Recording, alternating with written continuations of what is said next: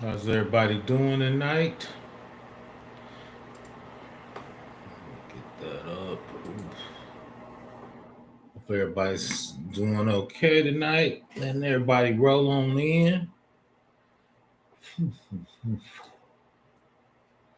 Give me a one in the chat if you can hear me. Give me a one in the chat if you can hear me. I'll get this thing started. You see it right there. NIST 800 171 R3. So I'm going to do a few good things tonight. Obviously, CMMC is based on 171 with a few more controls on it. So we're going to delve into that today. Appreciate you, Justin Williams, for the one. So you know how we do it. You got a tech or cybersecurity, drop them in the chat. Hit this wide and we're going to get rolling. Hopefully everybody's having a great week and start to a great new year.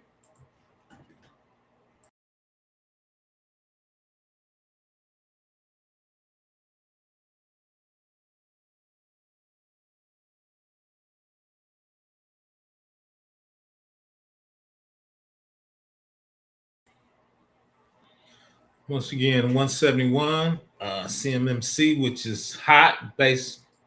How you doing, Jeffrey Johnson? Good evening. Chaos Rain, shout out to you.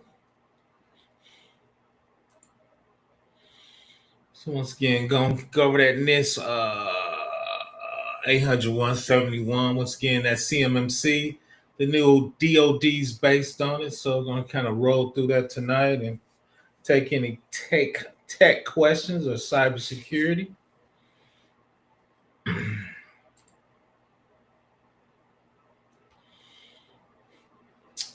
So what is 171 R3? My favorite cybersecurity standard based on NIST,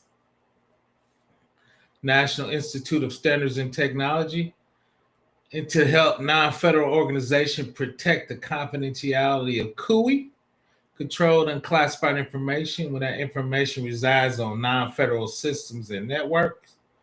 This document is widely used in federal contracting. Oh, shout out to Angela Wilson. Shout out to her making her comeback. Happy Tuesday. Glad things are easing up for you. Definitely an old time friend. This document is widely used once again by federal contracting, especially by defense contractors. People know I made my really big start at DoD to demonstrate adequate CUI protection when handling, processing, storing, and transmitting sensitive federal information. Once again, DoD is actually doing more 171 and 800-53, which I'm very disappointed in, but it's all good. We got to make new waves, better solutions. So starting with my favorite 800-53B, 12 moderate baseline. The controls are tailored to eliminate selected controls or part of controls that are primarily responsible federal contracting, not directly related to protecting confidential CUI, adequately addressed by other related controls. 12, not applicable or SP 800-171 security requirements represent a subset of controls. Yep, 171 is a subset of 800-53. I always tell people 853 is the big dog. But we gonna keep it rolling. Controls are necessary to protect the confidentiality of CUI. The security requirements are organized into 17 families. 53 is 20. So once again, it's not a big it is a big subset. So once again, so it's adequate. Once again, I'd rather do 53 than 171. But once again, a lot of clients and people reach out for me to talk about 171, to be honest. I probably really start diving deep into CMMC, trying to get back in that contracting world, that federal requirements. All good, all good. Let's keep rolling. Once again, if you got any questions, tech or cybersecurity, drop them in the chat. Just going to talk again about a little bit about NIST 800-171 and once again the requirements of that. I get a lot of questions about that, and a lot of times when I go on working for contractor companies doing federal work, a lot of Fed is still doing 171. I always tell people if you can do 53, you can easily do 171, but that's a different conversation for a different day. Let's keep going. Organizationally defined parameters are an important part of security requirement specification. What's up, Jupiter? Let me put my headset in real quick. I knocked it out. Struggle streaming as always. Let's again, the organizationally defined parameters provide both flexibility and specificity needed by organization to clearly define their CUI security. Given the diverse nature of the mission, business function, operational environment, ODP supports consistent security assessment, whether specified security requirements have been satisfied. If it's a federal agency, a consortium of agencies do not specify a particular value, the non-federal organization must assign a value or value to complete. Let's see if I got that on the next slide. I don't think I cut that out. So when you actually look at organizationally defined, you have those 17 families. And one of the favorite ones is if you don't log within 14 days, your account gets locked. The reason it's organizationally defined is IRS might say 15 days, DOD might say 10 days, health and hospital might say 5 days. So once again, it talks about the flexibility. The flexibility depends on the federal agency. They can put their specific requirements in that organizationally defined parameter. Most people know I do a lot of IRS work, and I've done that for probably 15 years. Once again, they're organizationally defined, once again, for the IRS. So I kind of know those like the back of my hand. But once again, I've done them from IRS contracting, IRS state agency, IRS federal agency. And even though they're all federal clients, each one of those different divisions or organization has, once again, different requirements. But once again, they're easy to look up. And we're going to talk about GRC engineering, what you need to put in your GRC engineering to help with that requirement.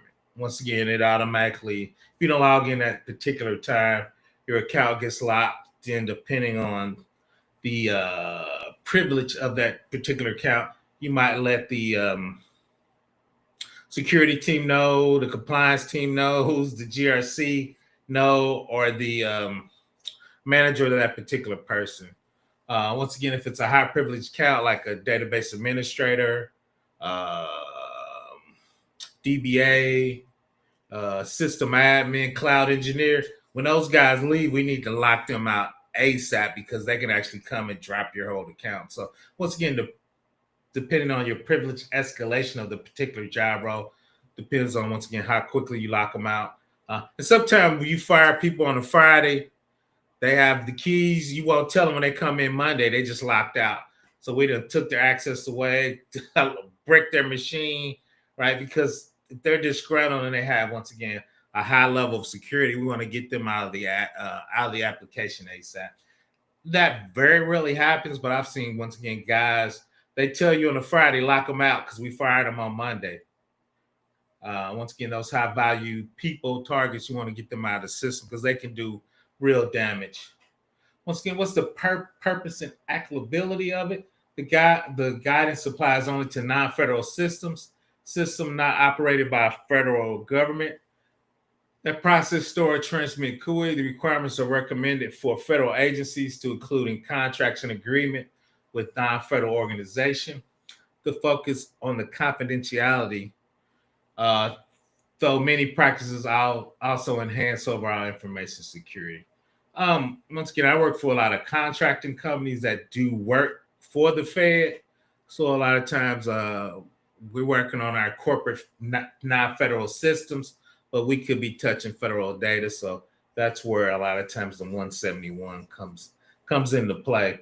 Once again, we're not on federal systems, but on our system, we could be moving files down, processing files, helping people with data engineering, moving them from our system to their system, which I don't like to do. But once again, though, our systems are non-federal systems, but we're pushing them up to federal systems.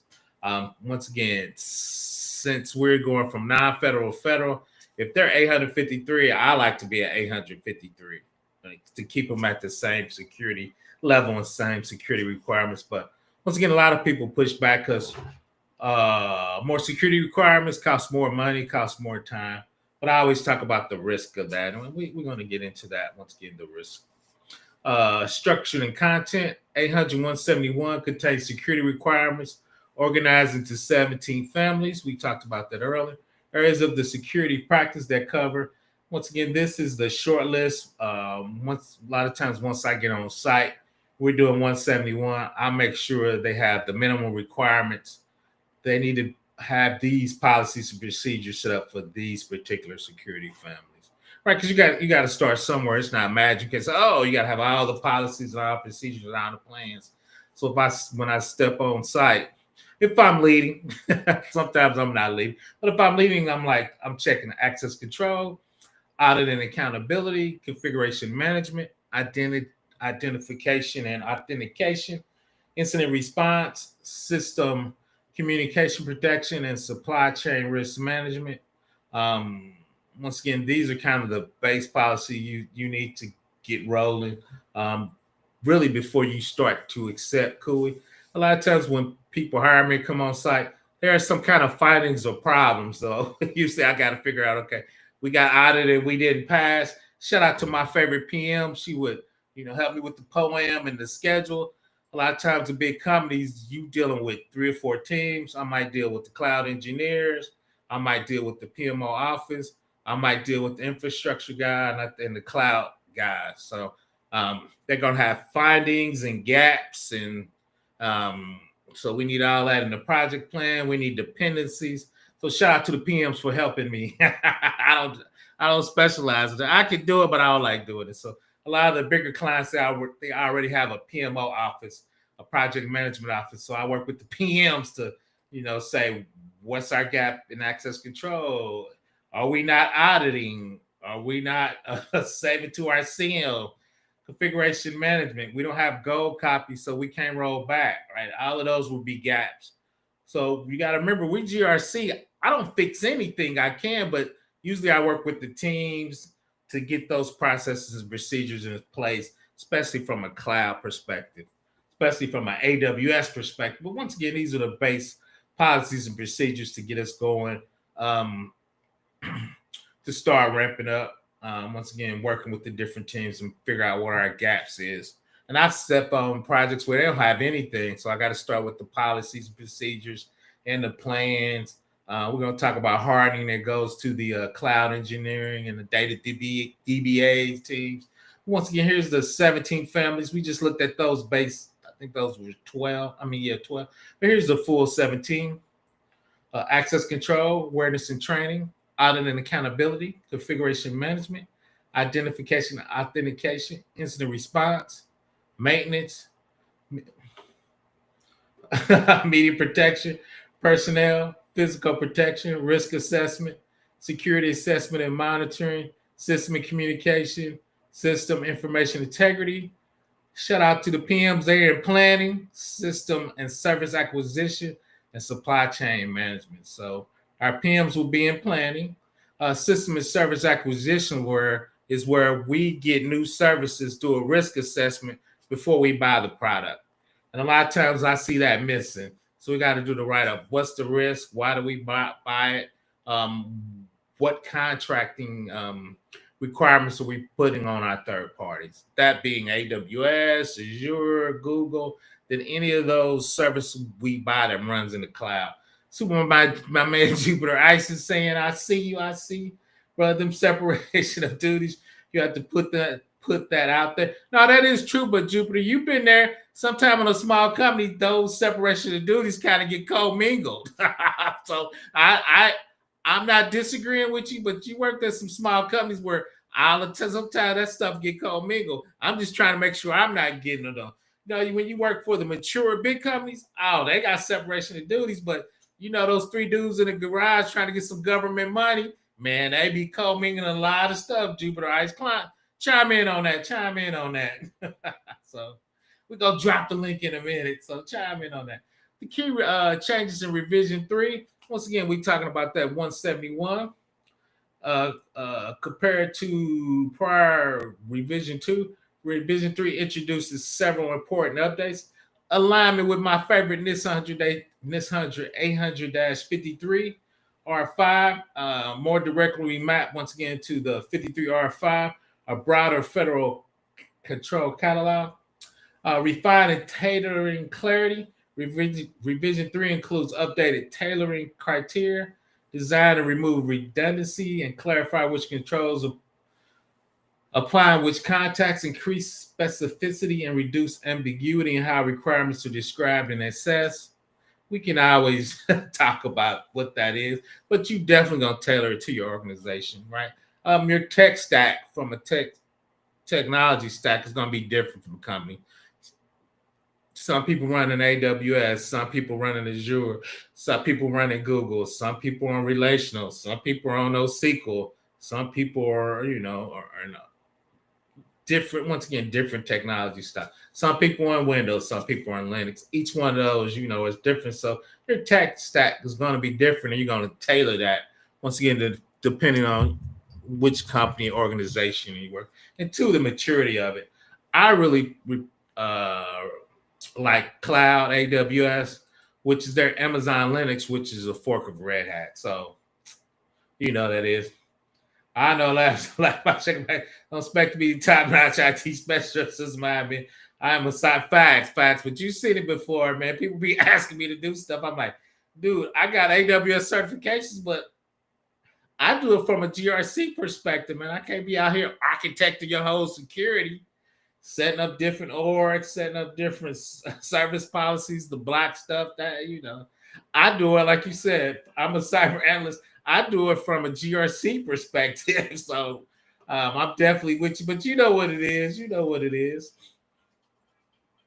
We talked about the organizationally defined parameters, major structural change in the introduction of the ODP parameters that organization must be defined, cryptography type, session lengths.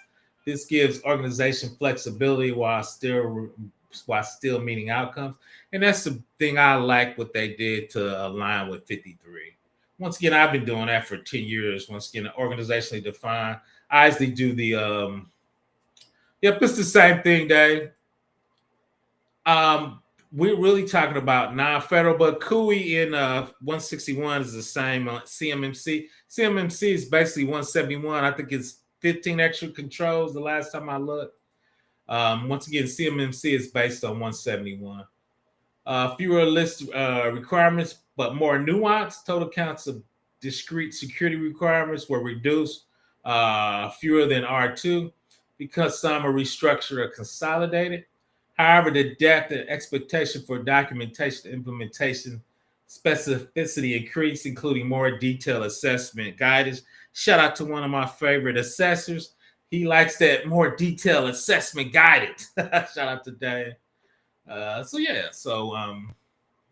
again, less control, but more detail. So really that makes it really more pages.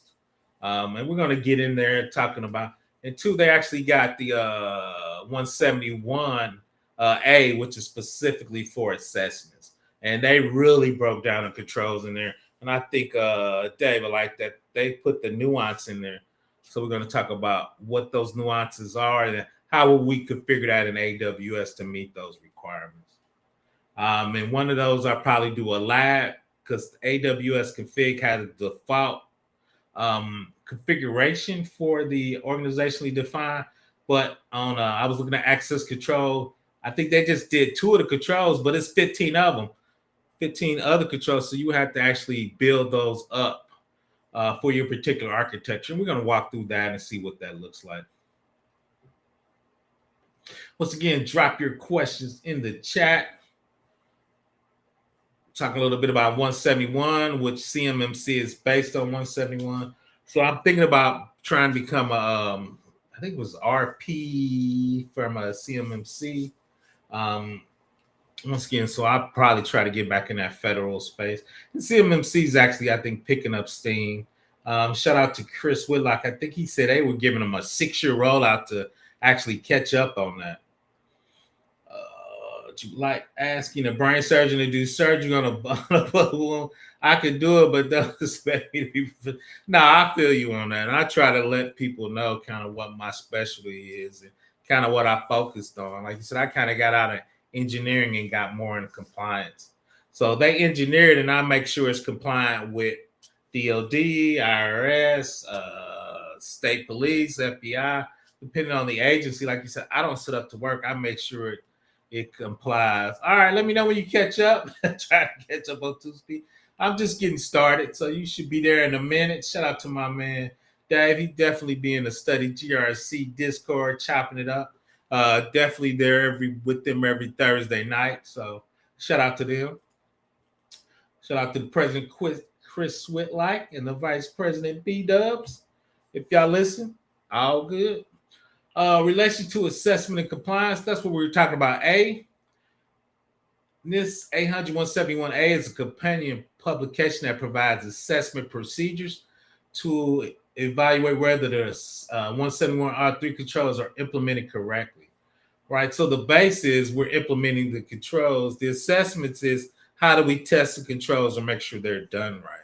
That's a big deal. How do you convey the testing? Once again, shout out to my man Dave. So if he comes in and says, how are you testing or validating this particular control? And we got that coming up in the slide. What would that look like?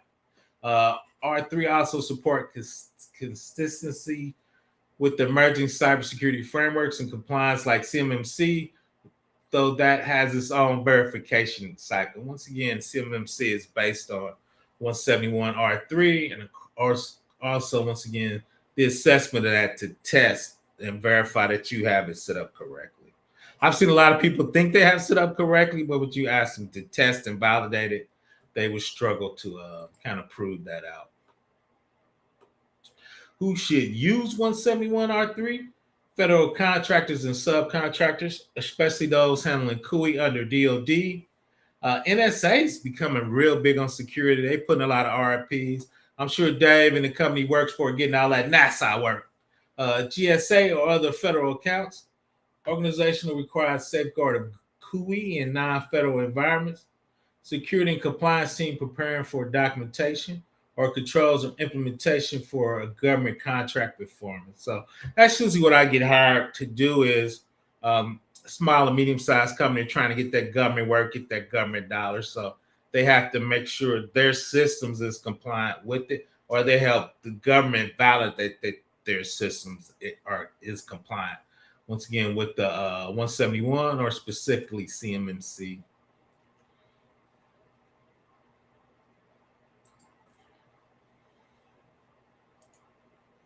(171) typically an ATO style artifact set. ATO is authority to operate. So once you get your system ready, a third party comes in, like my man Dave, right there. Shout out to him.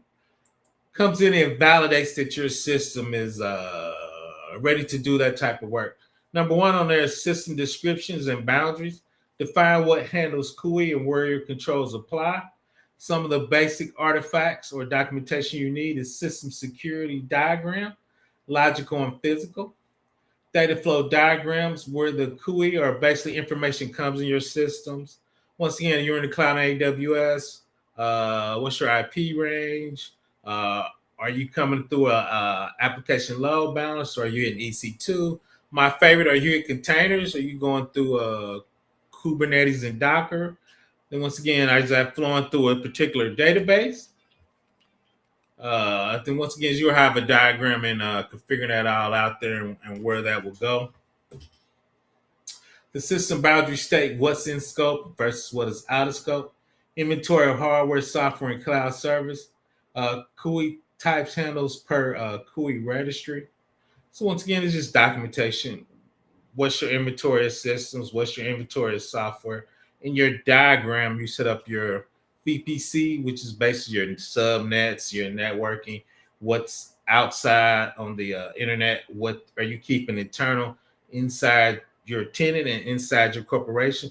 you got to show where that data flows and hit. And we're definitely going to show that in the future, what that looks like. Once again, there's 17 families. Show how each of those security family and those requirements are met from 171.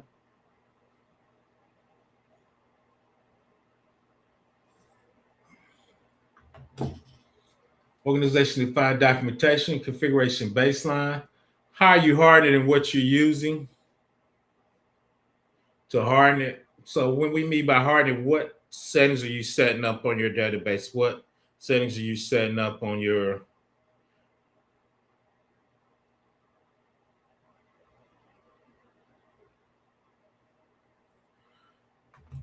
once again, what settings are you setting up on your web server, app server, in your database? How do you harden it? What settings are you setting in your IIS? Right, a lot of times we talk about policies and procedures, but nobody has ever hacked a policy or procedure. So what's your actually technologically baseline configuration? Once again, your IAM policies, identity access management policies, role-based, our favorite MFA, multi-factor authentication, encryption standards, data at rest and in transit, secure configuration screens or export. R3 increases on your once you guys organization define parameters. Auditors will ask why values were chosen. Once again, we look on we got it coming up. How did you choose? And usually, once again, your federal oversight agency would choose those values for you. Now, sometimes I've seen some best practices. AWS has a ton of best practices in Azure, so you can actually pull your best practices out there. But a lot of times, if you report to a specific federal agency, they would have those requirements for you.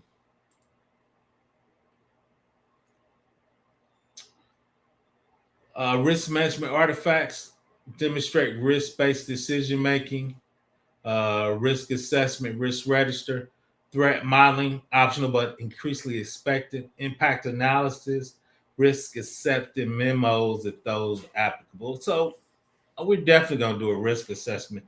Just on our third-party risk assessment, any software services, third-party services, if it's going to touch CUI, which is the federal data, we're going to do a risk assessment of it.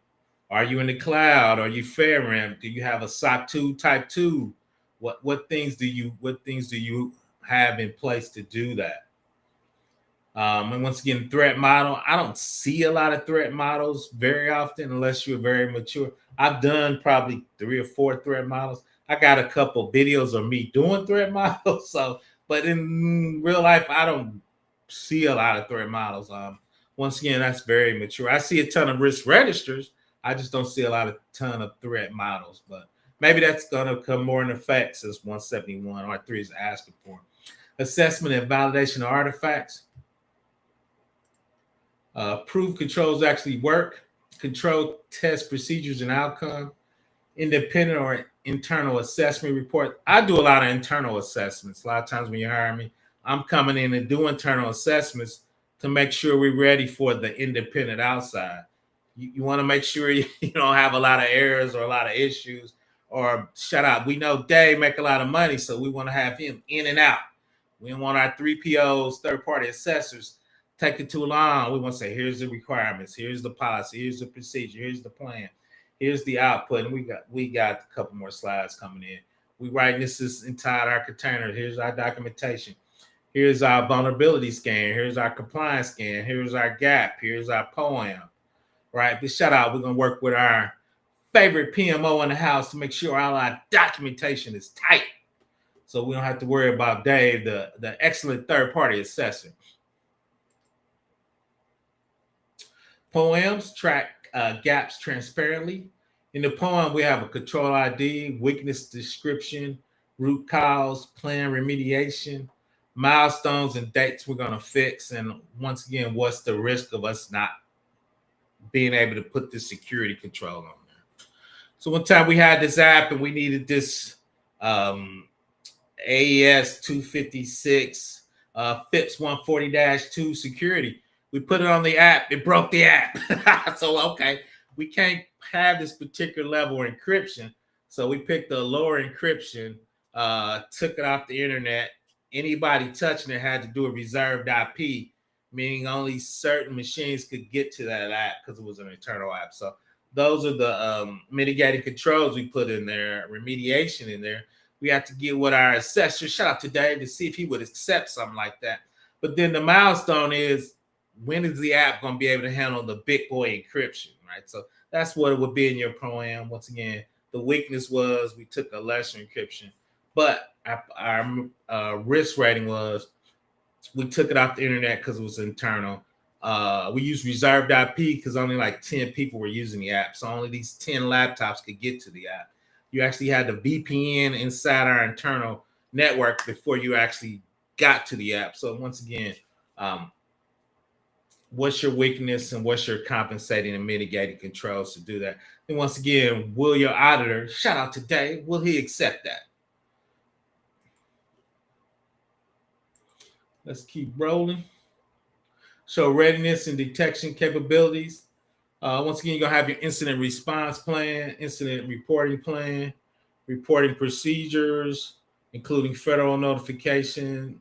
What are you logging inside your SIM?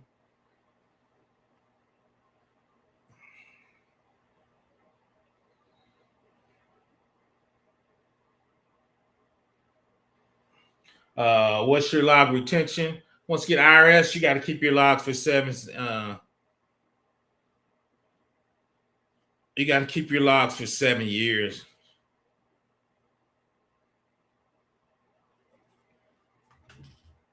Once again, incident response tabletop or exercise result. So if you have your incident response plan, you need to practice, right? So you got to document that you exercising it. You don't wait till you have a breach or issue before you actually test your plan. So they want you to test it. I've run one annually for 10 years. My favorite one is to get people started, get an organization in there. Stolen laptop, which every year somebody would go to lunch, leave their laptop in their back seat. Then that window would get busted out. I told my big boss, we should fire him. Right? That's negligent. But once again, what data is on your laptop? You should not be keeping data on your laptop, right? You have your OneDrive, so you shouldn't be on your laptop. 2, we have a BitLocker, which is government level encryption. So that's super hard to break. So if you have that on there, then 2 is that data you had on it, are you getting it out of this certain system? And that system should be logging your activity with that particular data. But once again, you shouldn't have CUI on your laptop. You should keep it in OneDrive, which would actually remove it physically from your laptop.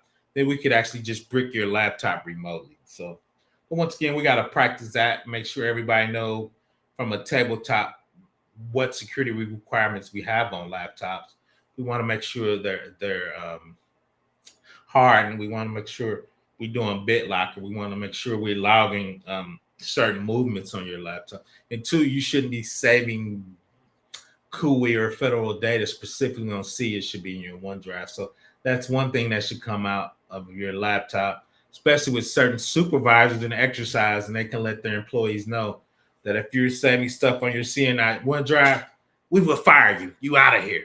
We're going to get you out of here. Configuration and change management ensures system integrity over time. Once again, plans. We've been talking about all this paperwork. So that's the GRC part. We got to do a configuration management plan, baseline configuration definition, change requests and approval records, what's our patch management policy and evidence, and version controls of certain procedures. We know there's Patch Tuesday on Windows. How quickly are we getting up there? How are we testing them? How are we rolling it out?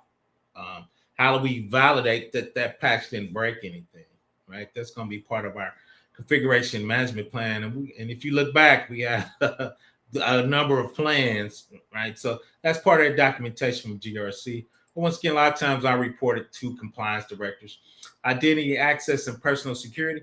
Prevent unauthorized access to the CUI, access control policy, user provisioning and deprovisioning procedures, least privilege enforcement evidence, personal screening policy, security awareness, and role-based training. Personal screening is what's your background check. Shout out to Larry. Definitely one of my favorite PMs from the federal space. Then I got my favorite PM from the private sector. I got 2 PMs in the house. And once again, what is our personnel screening?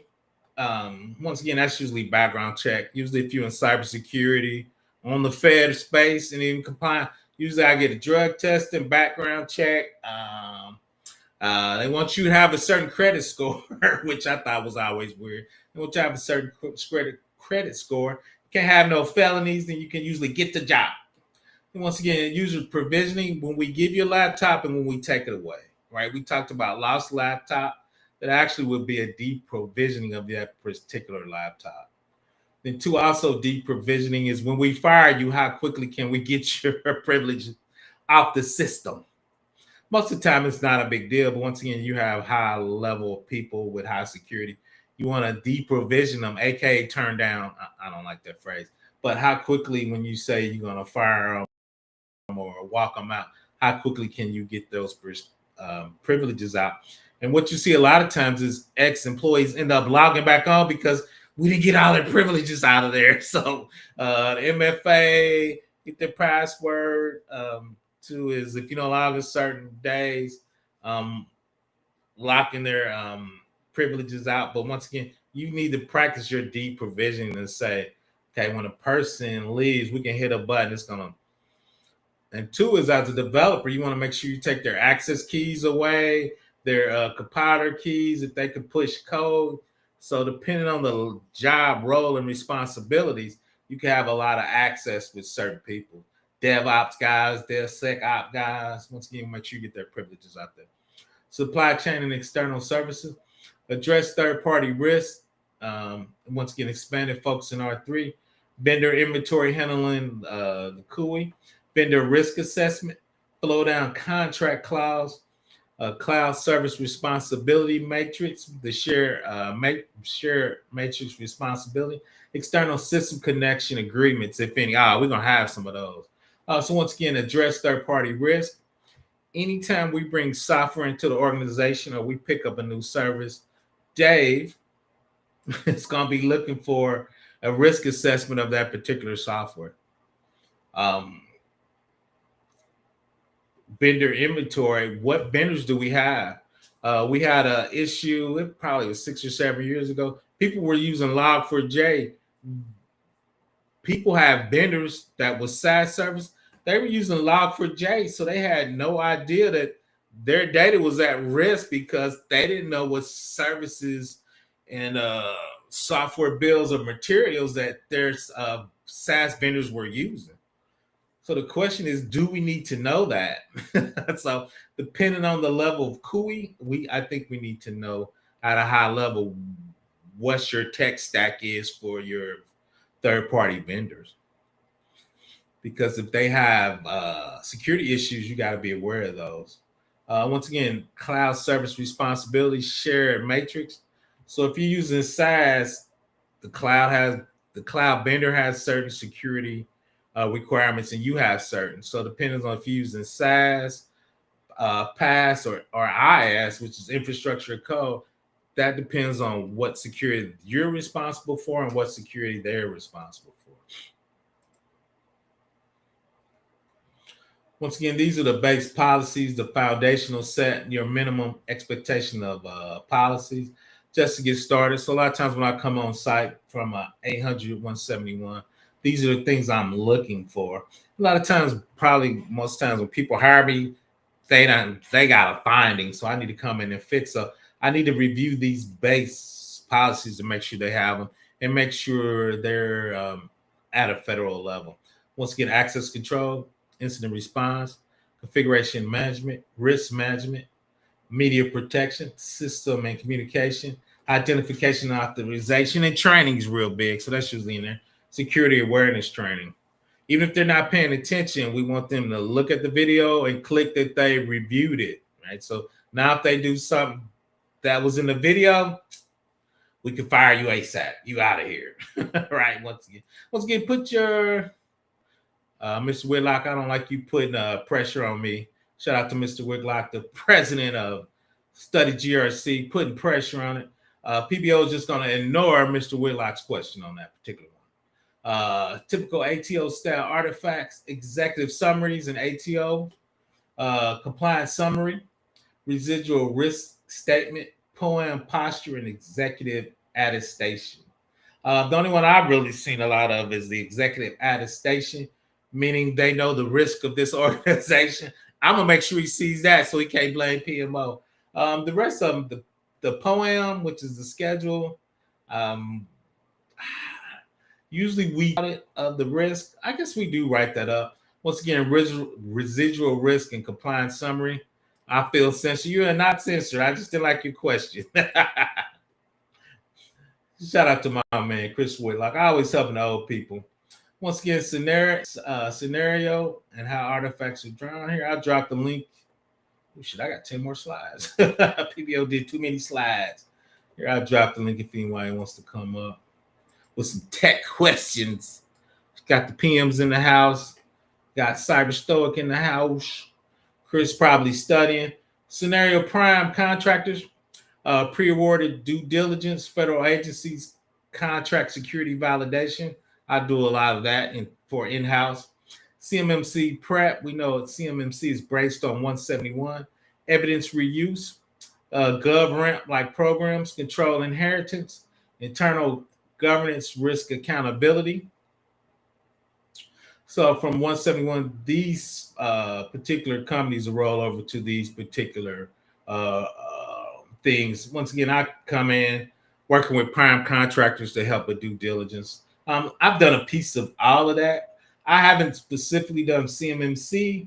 I usually do, once again, internal assessments, which means I will bring up evidence and make sure the evidence property. Or a lot of times I write up evidence, procure evidence from other teams, help other teams with evidence. A lot of times I usually turn over to the compliance director. They're usually responsible for it. So shout out to them. Let's keep rolling. If you build an ATO, which is authority to operate package, you should expect to deliver system security plan.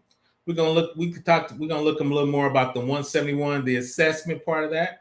We talked about the POAM from the PMO office, policies, procedure, evidence, and risk. The documentation that the package is reusable for your CMMC readiness, prime contractor reviews, agency audits, and GovRAMP style overlays. So really, these particular documents, you're going to need those in-house for a myriad of particular assessments. I've seen everything, once again, from a federal assessment. When I was at the state, there was a state board of account assessment. You use a lot of these if you're doing a SOC 2 type 2. Shout out to Dave. I know he was on 2 speed. I don't know if he caught up, blah, blah. If he caught up or not. But once again, these are kind of your base document. You're going to, once again, use those in a lot of times. A lot of times, too, the new thing is if you need cyber insurance, you're going to need to give these to your insurance operator because they want to check your level of security. So once again, system security plan, your assessment documentation, POAM, which will have your gap when you're going to fix stuff, your deficiency, your weaknesses, your standard policies. Of course, with that, I would do your policy procedures and your plans and your evidence of that. And we're going to talk a little bit about evidence coming up. And all that to tell you what's your risk level. Because your POAM is going to say your gap, what you haven't finished, when you think you're going to have it finished. Is it a Cat 1, Cat 2, or 3? Cat 1 is being attacked in the wild. So if you got a Cat 1, your risk is going to be pretty high that somebody's going to be able to hack you. So once again, what's your mitigating and compensating controls to prevent that?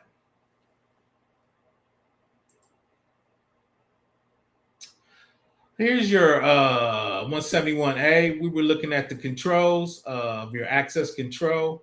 And if you look at the 01, remember this is organization of the parameter. The time period for accounting activity before disabling is defined.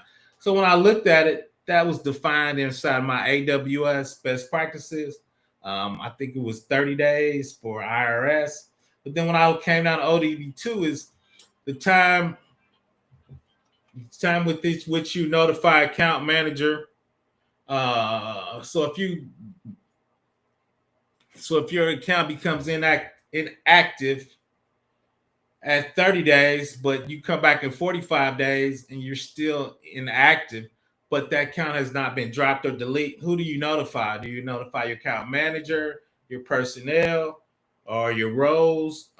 Who do you notify? Is that the compliance department, security, the manager? Who do you let know into that?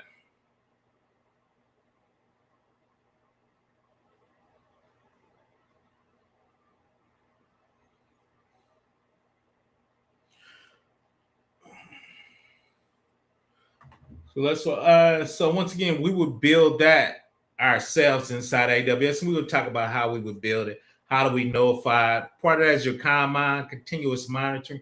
So how we set that up. So you see, 02, 03, and 04 was not in the predefined controls that are in AWS, which I was kind of shocked, to be honest. I thought those would be in my pre-built. So once again, we have those GRC engineering skills, so we could build our own. I dropped the link if anybody wants to come up. I know a lot of people busy. I know a lot of people are multitasking out here So, PBO is not insulted. I want to appreciate everybody for joining me. So we talked about the ODB2 organizational definition. Account managers, designated security personnel must be notified within 24 hours when an account is identified as no longer required.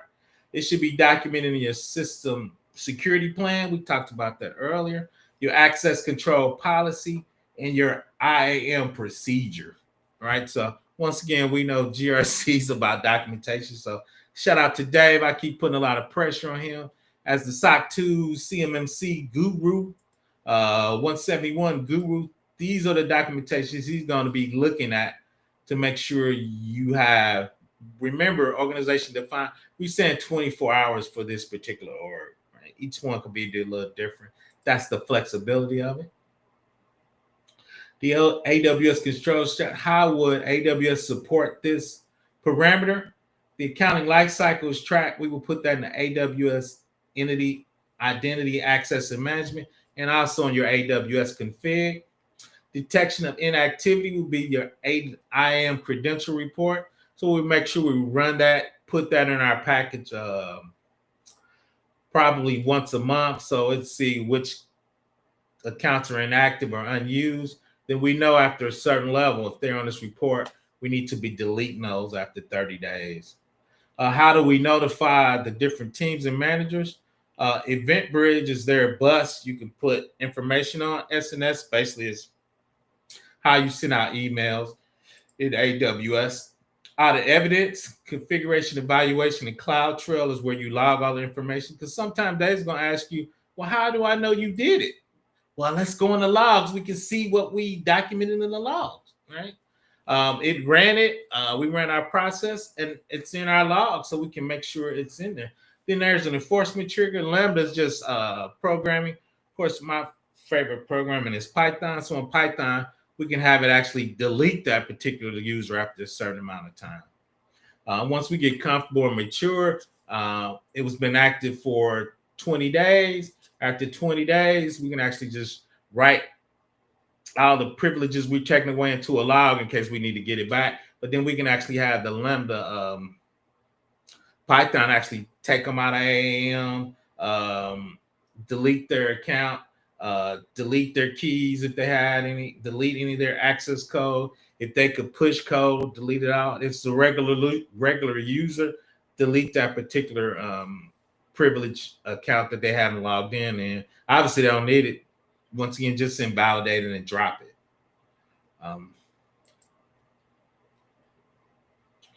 AWS conformance pack, a config rule detects accounts no longer required. AWS does not have a native rule for no longer required, so we use an IAM in user inactivity, which, it has it in there. If you don't log in, it keeps track of that. Once again, once you set it to 20, 30 days, it would automatically make that account once again. It wouldn't drop it. It would just make it inactive, take all the privileges away. Then inside config, you could make an IAM user unused credential check. This flag an IAM user with the unused credentials over the defined threshold. You see the check right there. That's what it actually looks like inside AWS config. Once again, we're going to lab this and actually create our own rules. So detect the IAM user with the unused password or access key.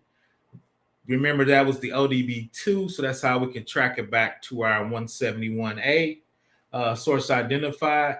Then 2 is maximum credential usage age.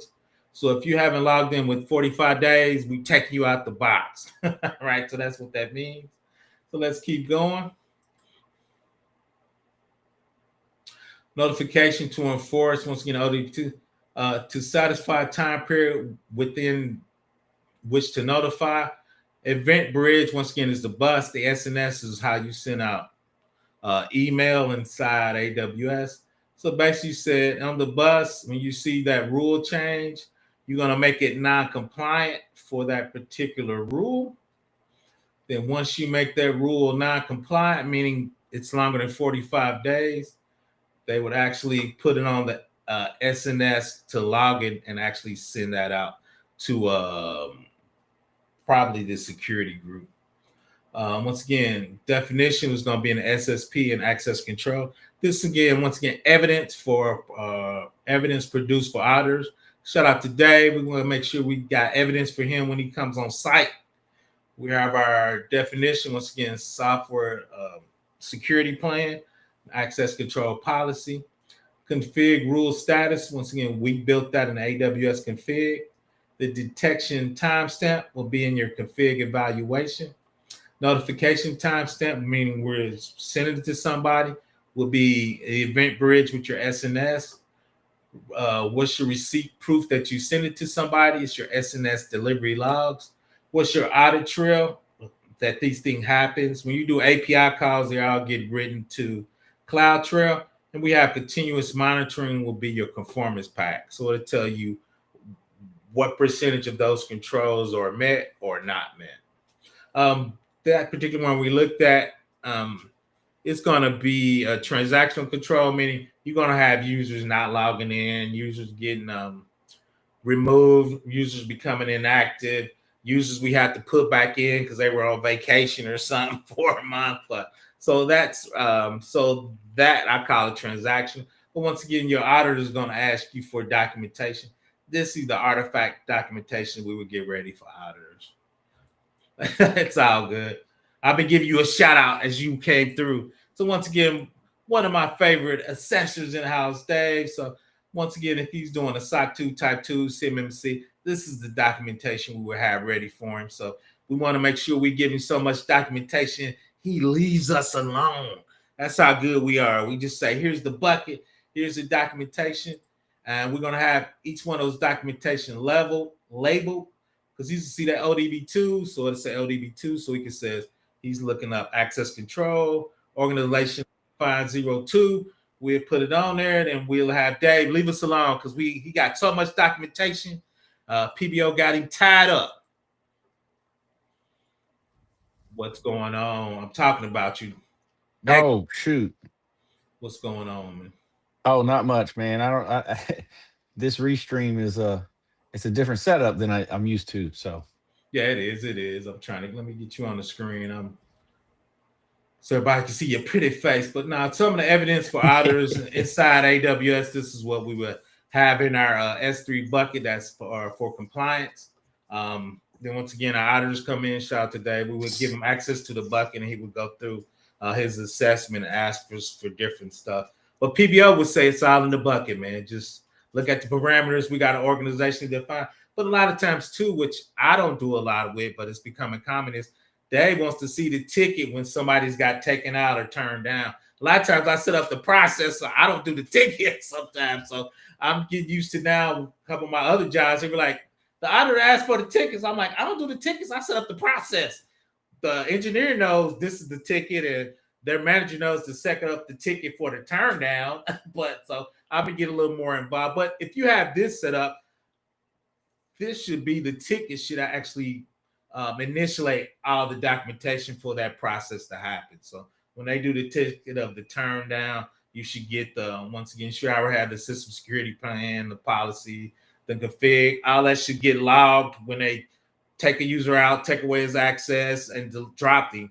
So those are the things Dave will be looking for in the tickets. And once again, in the audit trail, we have visual logs where those particular happens. And hopefully, once you get mature, you should have a workflow that actually does it. Right? The person puts in the person's name or ID, and it goes through and just does that from a workflow perspective, and all the stuff happens behind the scene, right? You take them out of Active Directory, you take them out of AWS, the ticket should happen. You should be able to find that tickets in the logs where all that activity happens. So once you get mature, once again, you should have all that documentation. And from an auditor's perspective, I like this particular slide, and I'll be lacking on this. What is your defined time period? It should be in your ODP documentation.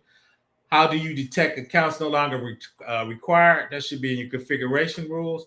How do you notify when that time happens? Event bridge with your SNS, which is basically your email. And can you prove it? You should have logs and the timestamp of what that looked like. So once again, for your auditors, and really that's what GRC's one of the main jobs is do documentation, but that documentation's got to be auditable. So when my man comes in, we got to be able to say, here's the documentation, this is where it's at. Are you looking for proof? Here's our logs, this is where we prove. Then the thing is, I've started seeing and thinking about, like, we need to have that ticket number in there so it's easier to trace back from all that to the ticket. So my man's shaking the head. That makes his jobs a lot easier. A lot of times we did it, but hey, where did we do it? Where is it at? So marrying that up with the ticket, I think helps out. Chime in there. That's the biggest thing. Obviously we would sample this, right? Yeah.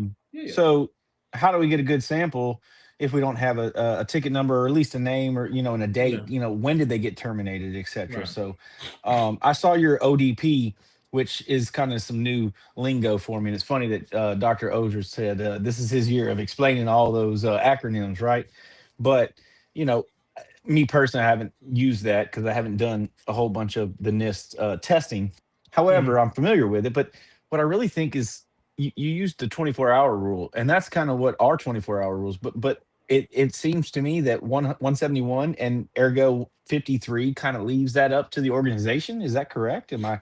Yeah, that's correct. Not the organization, a federal organization. Like IRS has different times than the FBI, than Health and Hospital. Not the organization. The federal organization sets their particular time. Well, yeah, and that's what I meant was so. Okay. We there is no hard fast rule, right? Number one, do they have a policy on it? They should, right? Like you said, and I love it. I'm going to use that from now on. I haven't heard that until you said it earlier. You said policy and procedures never been breached, have they? Fact. One of my bosses said that one time. I like we was doing an RS, and the guy was like, "Well, you don't have policy." My boss whispered.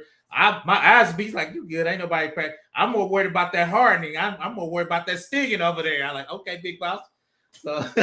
So. But but they should match though. Whatever your policy procedure says, that's what you should be doing. And or if not, you should be changing the policy procedure or vice versa.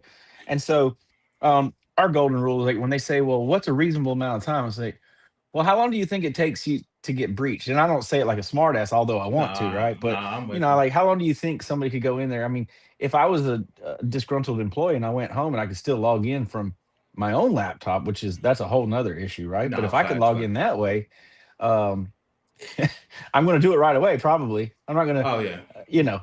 It depends. Like, but if somebody's going to be methodical, they're going to wait and. The thing I get arguing a lot is, especially engineers, is they're quick on making them inactive, but they don't want to delete them. I said, dude, my attack surface, somebody could cut that account back on, man. So I want to delete them out. I get a lot of times because engineers are like, what if he comes back? Or a lot of times they might have email and other stuff attached to their username and password. I'm like, if they're doing system work, we should have system accounts. Regular owners shouldn't be owning corporate, but I get that argument a lot. Yeah, I get that. So we're good at the inactive part. So you won't be able to log back on per se. But I'm like, dude, we can't leave them out there for 90 days. So that's my new big argument I've been having lately.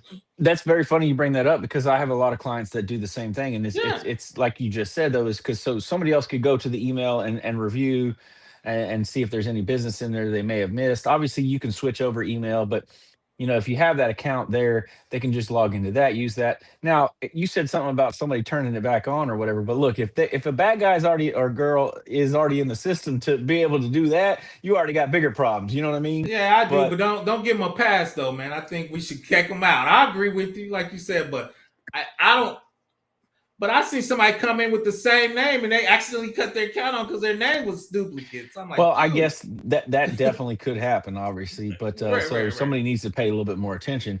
At the same time, though, some people like to just disable them, but Azure has its limitations on when you're trying to track, like for the intra ID, right? Like you're trying to track how long, and I think there's a what is it, 60-day window or 90-day? I'm getting them confused right now, but so if you don't disable them, but you delete them, it doesn't actually show up in the logs anymore, which makes sense. But I mean, I can't even find out when it was deleted. So if they didn't take a screenshot, and that's the biggest thing, if anybody on here is an auditor or works for a company and you're about to get audited, take the damn screenshot. Show the proof that you let that person go on this day. Show the disabled or the inactive or whatever account, and go from there. Yeah, that's kind of what we were. But engineers was like, "Why we're not GRC. Why we taking pictures?" So what we were trying to do is, when you turn them down, we actually wrote in the log in our workflow process. It wrote it in the log with the ticket number. So that made it a little easy to trace. Because like you said, if you don't do anything, it's not in there. So part of the workflows, when you turn it down, it wrote, especially in AWS, it will write into the log with the ticket number. And that's kind of where I was going. Like if you took the screenshot, put it in the ticket, especially like if you're using Jira, something like that, right? Just take the screenshot, add it to the ticket, any logs that you can, anything to prove that you guys and gals, the people, the company did the right thing. Let that person go right away. Some people say, well, what does it matter that we let them go on Friday and didn't disable them till Friday? Monday morning. I'm like, well, I mean, I need you to really think about that question. I mean, if not, I could, you want to switch places? I'll be the CISO. You can, I'll take your pay. I've seen, but like you said, I think we're getting better with the inactive part. It's just when you're notifying, and like you said, be able to track it back. Like I said, I usually think of it from more from a cloud vendor, but like you said, it usually starts with Intra ID or one of the Microsoft things from the Active Directory, then propagates its way up. So a lot of times I'm that's one of my things in 2026, get better with the Active Directory. I'm all up in the cloud, but I'm like, dude, you really take them off prem before you get to the cloud, because a lot of times to get to the cloud, you got to go through their on-prem credentials to get in the cloud. So I'm like, I need to be more better with the Intra ID and the Defender products for that.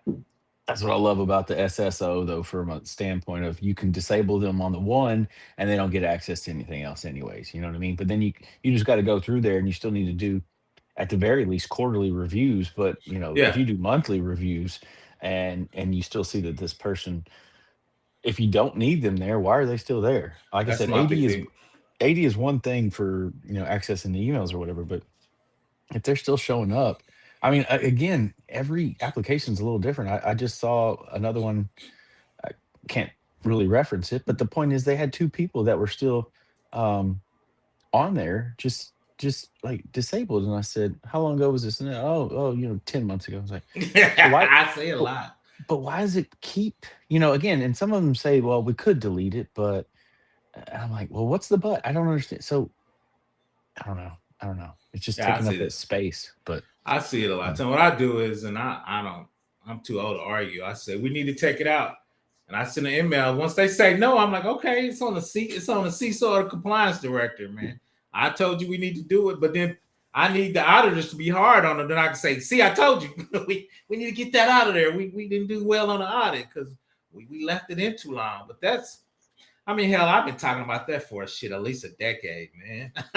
So the inactivity. So I mean, like I said, it is what it is. I'm trying to, like I said, in the cloud, get our workflow better. Where once again, when you turn them down, you got the ticket. You put the ticket number in the workflow and the ticket number, and once again, write it in the log so you can see which one side Two is I'm like you said, I might just start taking those 10 lines out the audit logs when we turn them down and just write them inside my team's directory. So when you come on site, you can see it. It'll be right there. There's our turn downs, especially from small companies. You're not like you're getting like 1,000 a week or something. A lot of times you get 2 or 3 a month. So it's like, so that'd be easy just to take those lines, write them in the log, but just actually write them in a Word document and put them inside our workflow with as part of our documentations for turn downs. So that's what I'm thinking about doing. Also, though, you know, some of those inactive, especially if they're contractors, right? They might just come back later on anyway, so they leave them there, so that when they do come back on, depending on, you know, maybe you talked about the IRS and you did a lot of work with them, but you know, there's the season is getting heavy right now, right? So if it's like a seasonal type work like that, then maybe it does have some value for them to just turn them inactive. I'm against that. What I tell them to do, if they're that, give them their own job role when they come in. This is the template. These are all the job roles. So these are the things they get out the bag. We don't need to leave them out there. If this is a particular job role, this job role, tax, my man, these are the privileges you get. And we can just run them and just have them build it right there. Unless you're going to have them bring back some old work. Shit, I mean, you can just have a template. This is your job role. Here's your permissions. Hit the button, right? I'm not saying it's great. I'm just wondering if that's what I'm pushing back. No, I'm pushing back off the PBL. I'm in charge.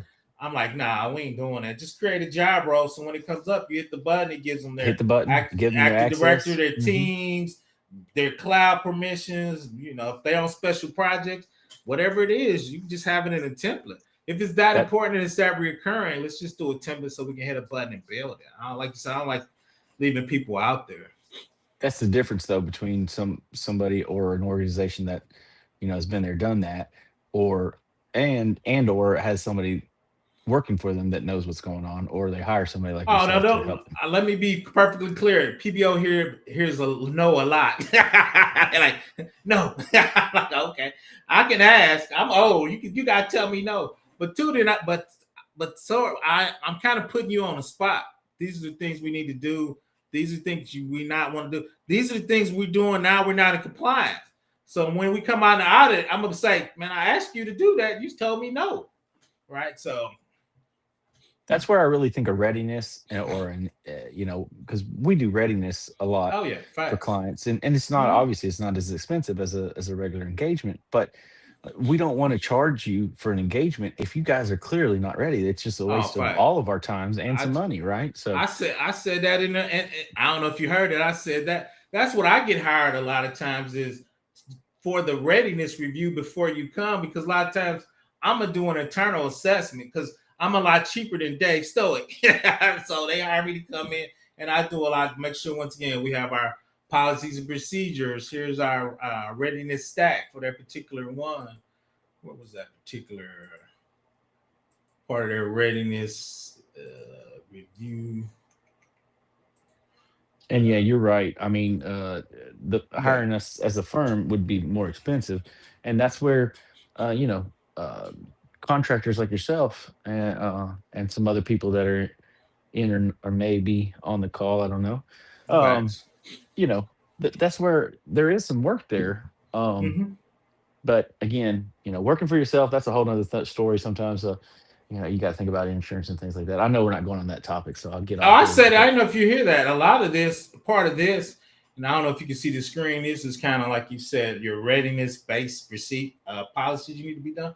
You need this for cyber insurance now, because they're asking you got to have a base level of security before they insure you. And a lot of times it's this. So now I brought that up. When I worked for the big company, they were using this for our cyber insurance. They were like, what's your base controls? What's your MFA? A lot of times it's just easier to give them an SSP, man. Here's where we're looking at. Here's where we at. Here's our gaps. We need about 40 million of insurance, man. What you gonna charge us? 40 million. Good Lord. I looked at a policy today and they were excited that they had a $10 million policy. I was like, 10 million. All right. I did a couple of RFPs for states, and I'm gonna walk through them. A lot of states now are asking you to have 20 mil. Interesting. Okay. Yeah. That. Yeah. For something as big as a state. Yeah. Yeah, because I work for the big company. We did a lot of state and fed. They telling you we need 20 million. If you get us hacked, we're gonna need some of that 20 million. So they're asking for you to have it up front. And we were asking some of our subs, hey, you need X because you could get us hacked. So we need you to be X at cyber, right? From a third-party assessment. Because this is a flow down. If you get us hacked, they're gonna sue us, we're gonna sue you. Right. Yeah, it's just a round robin of litigation. Right. So it ain't a round robin. We told you in the RP, we made you sign off on it. If it's a hack and the third party assessor or whoever we use for red team, DFR proves that you got us hacked, then you got to give us some of that cyber insurance. We ain't guessing. We're gonna have a full investigation. It's gonna tell us who dropped the ball. So if you drop the ball and you get us sued, you got to give us some of that cyber insurance because we got to pass it up the chain. Mm-hmm.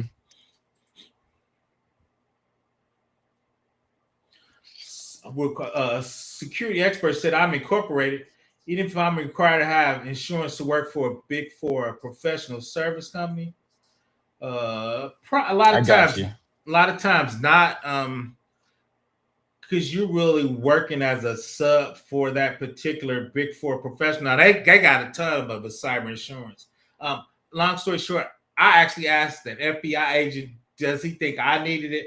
Depending on where you're at in the food chain, I'm a senior, but it's going to go president, CIO, CISO, security information officer. They're going to get sued way before it gets to you. And really, they're responsible for your work, cyber experts. So unless you do something, as long as you ain't super negligent, unless that P4 is specifically asking you for cyber insurance, I don't think you would need it. Go ahead. I think they're saying that they have to have it to work for a big four. Like I think that whatever position that they're doing, I think they're saying you need to have your own insurance to cover your ass to cover our ass. Oh, that's crazy. Okay, now you're right. He is saying that. I read it wrong. That's crazy. Okay, I can see that. Mm-hmm. I thought he was incorporated working as a staff out. It sounds like he's incorporated using like his own equipment. But her own business. Yeah. Yeah, but he's using it. It sounds like in my work environment, when I work for a P4 government, they give me agency owned or corporate owned equipment. I don't use my personal equipment, and I never will. So their job is the security equipment I'm using. So I don't use personal equipment on government work. Okay. Gotcha. Yeah, he said I'm external. So yeah, I still wouldn't.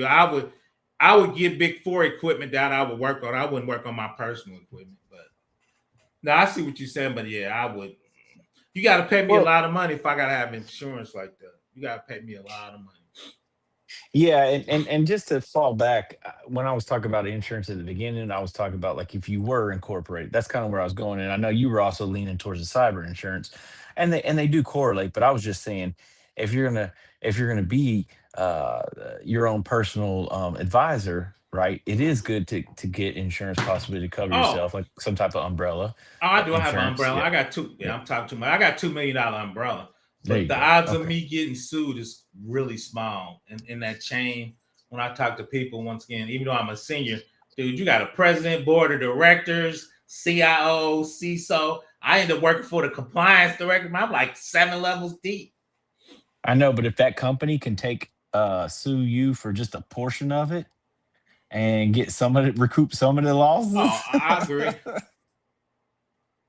He said they do pay him a lot. But for me, like I said, the level I'm at, they're really responsible for my work, even though I'm a senior, right? They're signing off on it. And, oh, yeah. Of course. No, yeah, they're right. You might be responsible for turning in, but they're accountable for it. So facts. If I mess up, they definitely gonna get sued for my mess up. They can definitely get sued 100%. But it shouldn't get that far. So you're right. I totally 100% agree with you. I'm wondering if security expert does something like the umbrella as well. That's kind of what I would do if I could. If I went this route and went personal, which I don't plan on doing right now, I'm comfortable.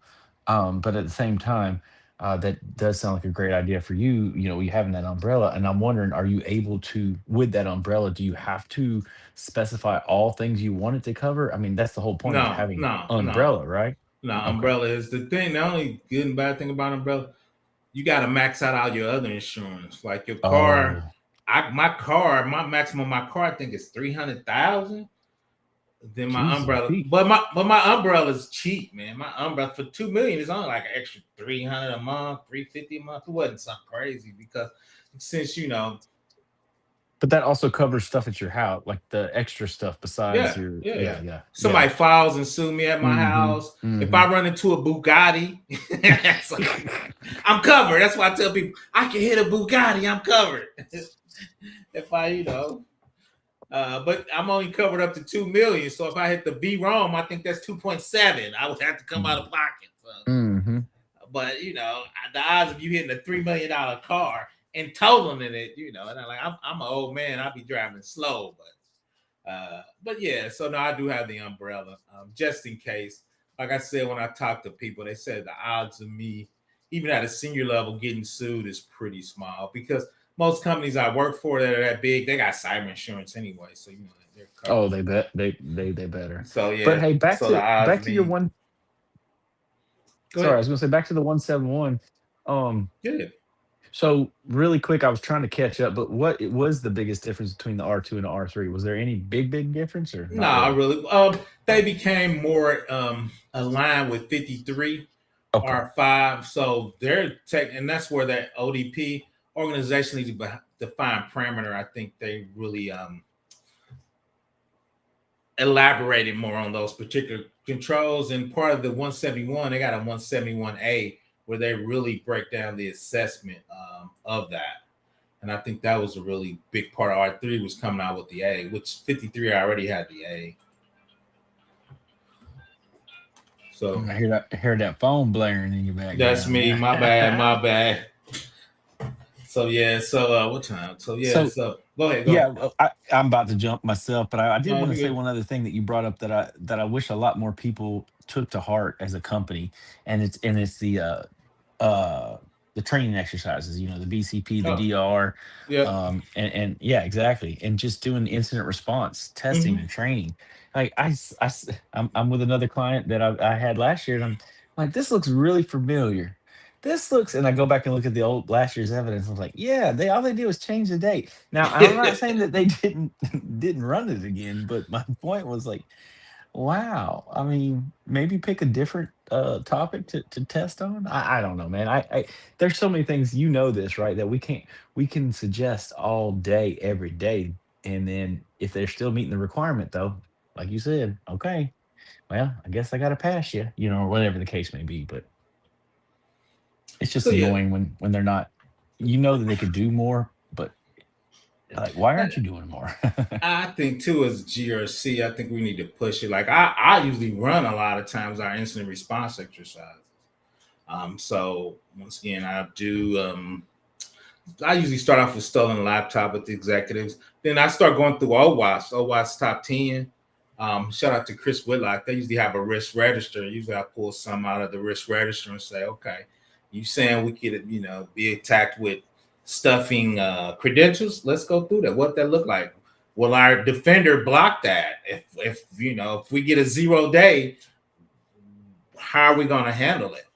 Um, so going through those particular kind of exercises to figure out how will we and if we could handle it. A lot of times there's stuff in that comes out that attacks other companies. I like to put that in our threat model.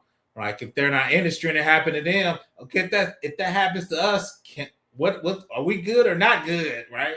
Then a lot of times you think you're good and you start, even if it's a tabletop, you're like, yeah, we would have been smoked. So we need to do a separate subnet. We need to do, okay, this was on internet. We need to make it internal and do static IPs or, so only these laptops can get to it. Now we know you can spoof it, but what things do we have in the pipeline will help us, that type of attack from a threat model perspective. If you take it serious and then you act on it seriously, you're going to be more prepared. You'll be so much better off. And I know it's easier said than done. I know those things take time and they take money, not just the testing. and the response, but the actual, the lessons learned, and then actually implementing those lessons learned. So, but I'm not there yet. I'm not a CISO or VCISO.